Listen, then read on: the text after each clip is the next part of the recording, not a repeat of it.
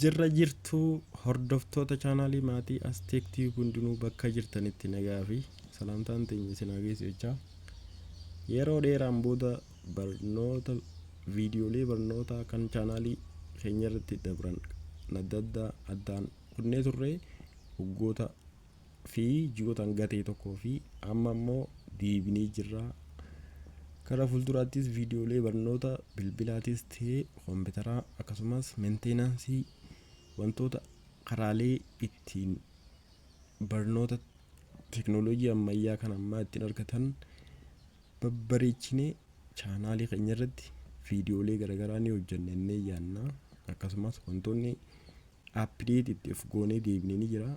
Isaan keessaa maateriyaaloota chaanaalii yuutuubiidhaaf nu barbaachisan hedduu kan babbareedaa ta'e guuttannee deebinee jirra.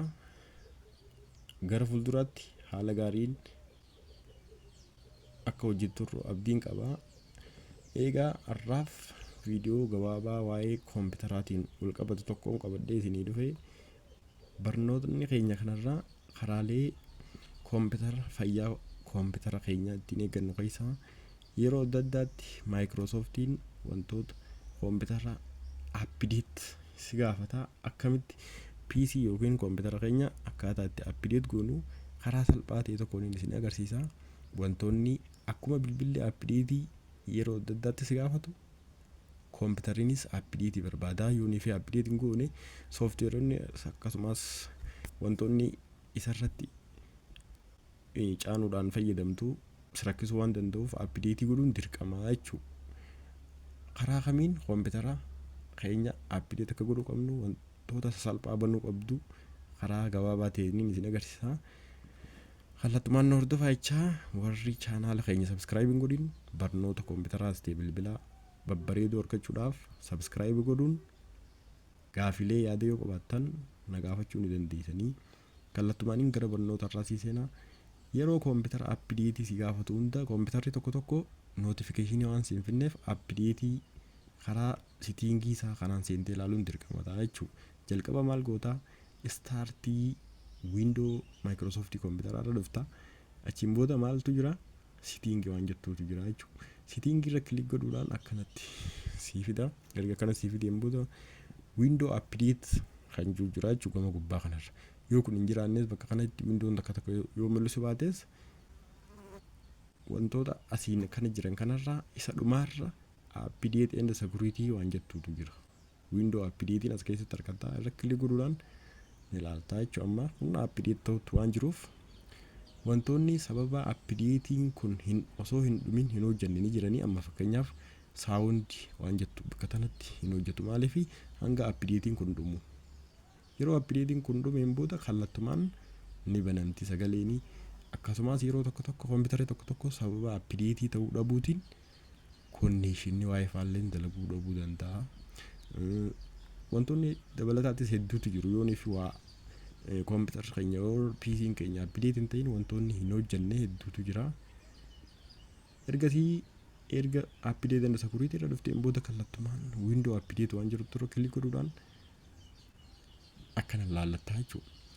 Gara fuulduraattis komputerri keenya apdeetiin isaa akka ofumaan of godhu yeroo waayifaa yookiin konnekshinaa konneekti goone akka ofumaan of godhu apdeetii osoo nuti sitiingii seennee wiindoo apdeetii irratti kilik hin godhin akka ofumaan wiindoon apdeet of godhu yoo barbaadde erga wiindoo apdeetii seenteen boodatti loogu. Amma maal nu agarsiisaa jira asirratti sagaleen banamuusaa.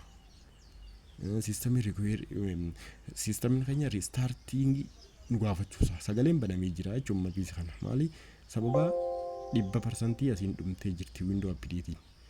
Tan gubbaa kanaaf kunis wantoota biraati ilaallatti waan biraatiin apdeet ta'u jira. Saniifuu riistaartii kan nu gaafata.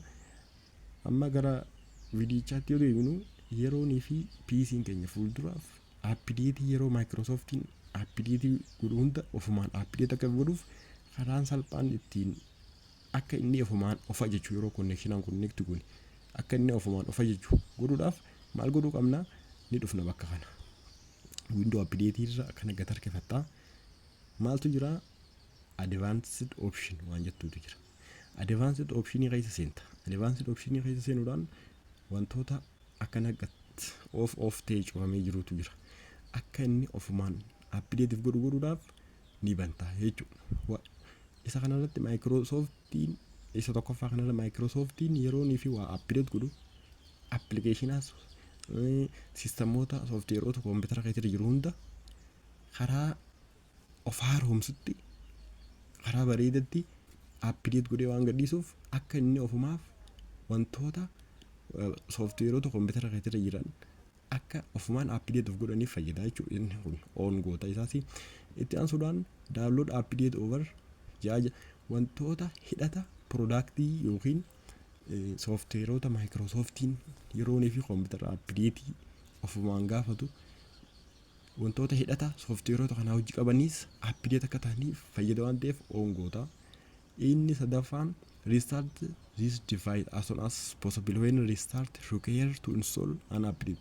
Yeroonii fi updatein ati ajajjee lameen kun automatically ofin update akka inni of godhu wootee jirta waan ta'eef yeroonii fi inni kun update ta'ee dhume notificationiin akkasii dhufu akka amma fakkeenyaaf restart godhinaan jee sirra naa dhufetanitti akka inni ofumaan restartii si gaafatuuf maaliif yeroonii fi inni restartii si gaafate ati software yookiin Microsoftiin komputera kee update ta'uusaa akka beektuuf restartii si gaafachuu notificationiin akkasii dhuftuuf kanaas on godhuu qabdaa jechuudha.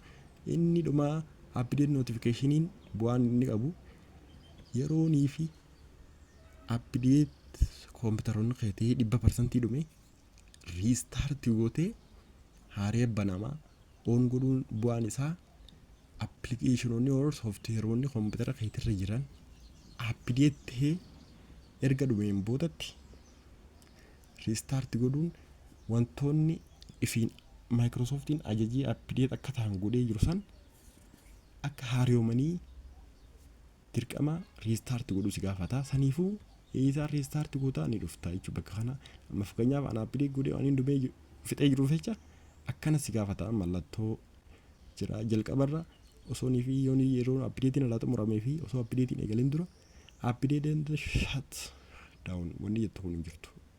Inoonis update and restart wanni jettu kun hin jirtu. Maaltu jira shut down and restart qofa jira sleeping.